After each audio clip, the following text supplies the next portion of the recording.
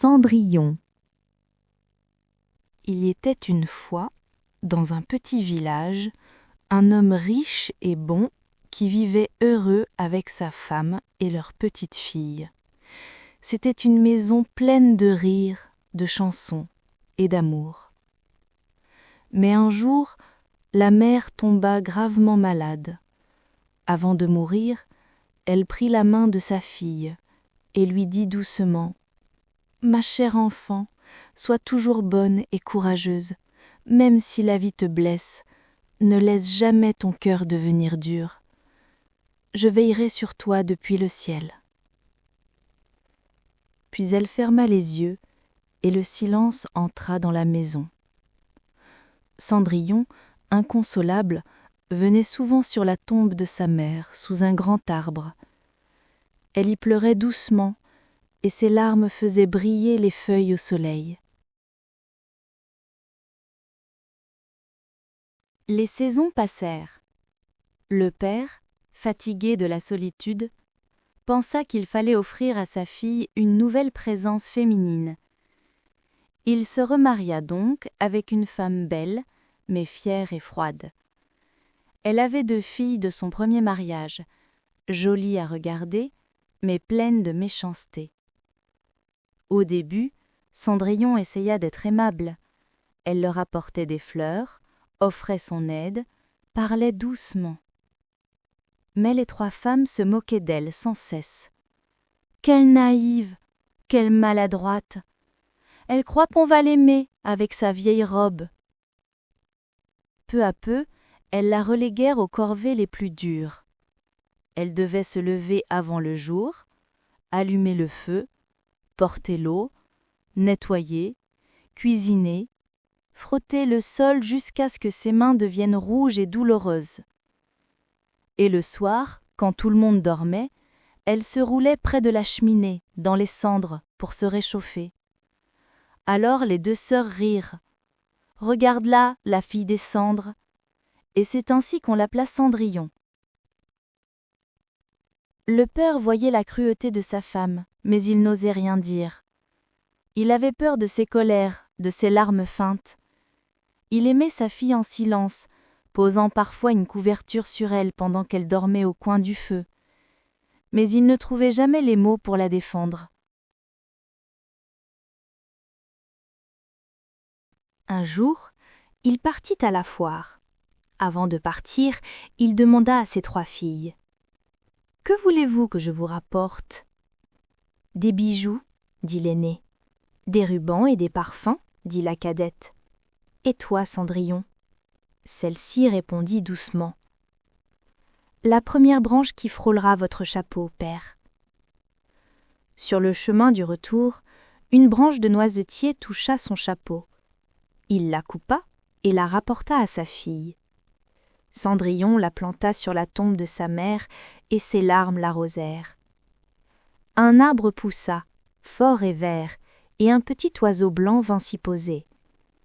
Chaque fois que Cendrillon venait prier, l'oiseau descendait et exauçait ses vœux. Un jour, le roi envoya des messagers dans tout le pays. « Le prince donne un grand bal pendant 3 jours. Il choisira sa fiancée parmi les jeunes filles du royaume. » Les 2 sœurs sautèrent de joie. « Cendrillon !» cria l'une. « Brosse nos souliers. Prépare nos robes. Arrange nos coiffures. » Cendrillon obéit, le cœur lourd. Elle aurait tant voulu aller, elle aussi, ne serait-ce que pour voir le château illuminé. Elle demanda timidement à sa belle-mère : « Puis-je venir au bal ? » La femme éclata de rire. « Toi, dans cette maison royale ? Regarde-toi, pas de robe, pas de grâce. » Et pour se moquer, elle jeta des lentilles dans la cendre. « Si tu les remasses toutes avant 1 heure, tu pourras venir. » Cendrillon appela alors doucement : « Petit pigeon, tourterelle, oiseau du ciel, venez m'aider à chercher. Les bonnes dans le pot, les mauvaises dans le bec. » En quelques instants, tout fut trié. Mais la belle-mère rit encore. Tu n'iras pas, tu n'en es pas digne. » Et elles partirent au bal, laissant Cendrillon seul. Cendrillon courut sous le noisetier et murmura : « Petit arbre, remue-toi et secoue-toi, jette de l'argent et de l'or sur moi. » L'oiseau blanc fit tomber une robe d'or et d'argent et de fines pantoufles brillantes. Cendrillon les enfila et sa beauté illumina la nuit.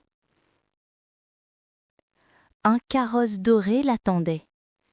Elle monta, le cœur battant, et partit pour le château. Quand elle entra dans la grande salle, un silence tomba.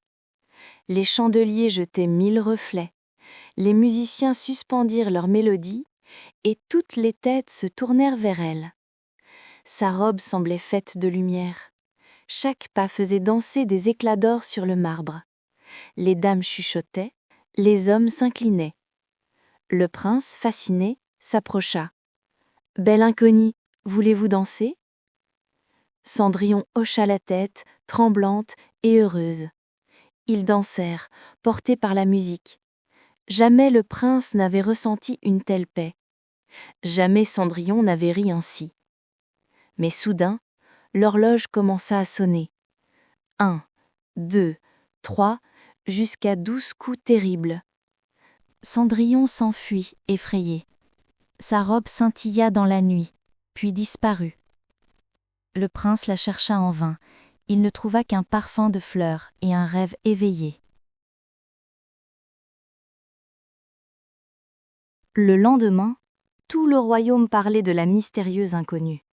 Et quand le prince vit Cendrillon revenir, vêtu cette fois d'une robe bleue comme l'aube, il sut que son cœur lui appartenait déjà. Ils dansèrent encore.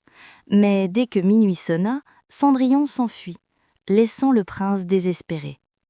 Le dernier soir, elle revint avec une robe d'or pur, si éclatante qu'on aurait cru voir une étoile descendre du ciel. Toute la salle retenait son souffle. Le prince ne dansa qu'avec elle, oublieux du monde. Leurs regards se parlaient, comme de promesses. Mais le roi, curieux, fit sonner les 12 coups un peu plus tôt. Alors Cendrillon s'enfuit, encore, courant dans l'escalier. Le prince avait fait répandre de la colle sur les marches, et cette fois, sa pantoufle d'or resta collée. Le prince la ramassa doucement et dit : « Même si je dois chercher dans tout le royaume, je la retrouverai. » Le lendemain du bal, le royaume tout entier était en émoi. On racontait que le prince avait trouvé une pantoufle d'or, si fine et si brillante qu'elle semblait avoir été tissée par les rayons du soleil. Et il avait juré, devant toute la cour : « Je ne prendrai pour épouse que celle dont le pied entrera parfaitement dans cette pantoufle. » Alors, accompagné de ses serviteurs, il partit de maison en maison.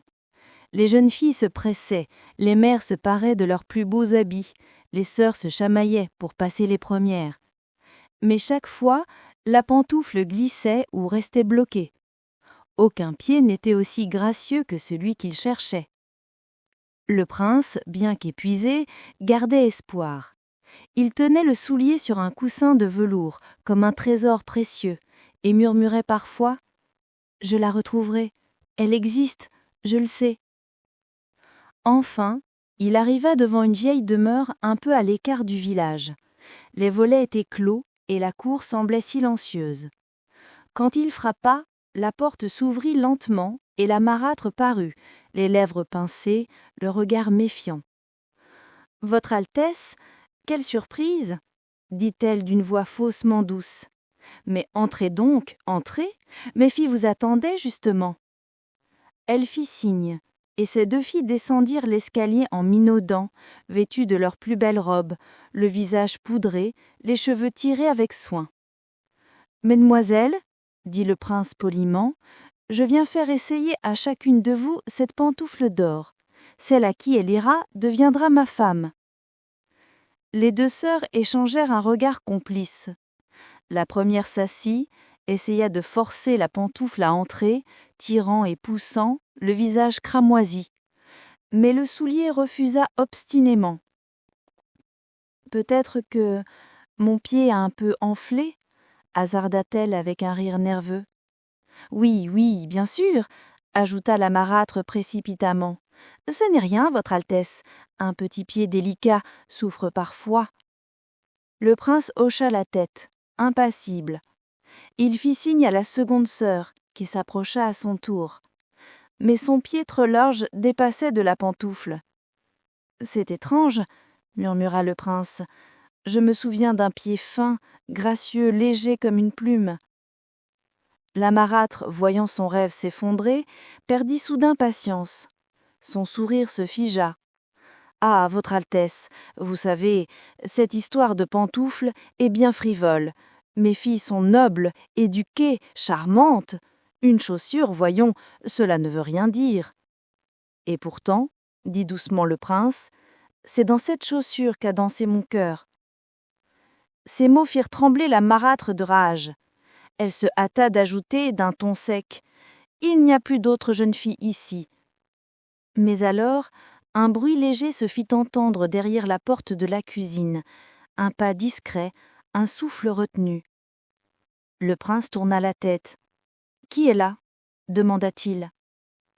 La marâtre pâlit. « Oh, rien du tout, c'est notre servante, une pauvre fille sans importance, sale, maladroite et surtout sans éducation. » Le prince plissa les yeux. « Je veux la voir. »« Ce n'est pas la peine, » s'écria la marâtre. « Vous allez salir vos yeux royaux pour une fille des cendres ?» Mais déjà, Cendrillon entrait. Elle portait sa vieille robe grise, les mains encore tachées de cendre, les cheveux relevés simplement. Pourtant, malgré la poussière, elle rayonnait d'une douceur calme, d'une lumière discrète que nul ne pouvait ignorer. Le prince la regarda, interdit. Son cœur battit plus fort. Il y avait dans ce visage quelque chose de familier, de magique. « Approche, » dit-il doucement. « Moi, monseigneur ?» balbutia Cendrillon. « Oui, toi, essaie ce soulier. » La marâtre fit un pas en avant. « Non, non, ce n'est pas possible. Ce n'est qu'une servante. Elle ne mérite pas votre regard. Elle... » Mais le prince leva la main et sa voix se fit ferme. « Assez. Dans mon royaume, nul ne sera jugé sur sa robe. » Alors, Cendrillon s'assit, timidement. Elle prit la pantoufle, y glissa son pied, et celui-ci entra comme dans un rêve. Le prince resta un moment sans voix. Puis il sourit, un sourire sincère, profond, comme s'il retrouvait enfin une partie de lui-même. « C'est toi ?» murmura-t-il. « C'est bien toi ?» La marâtre recula, blême.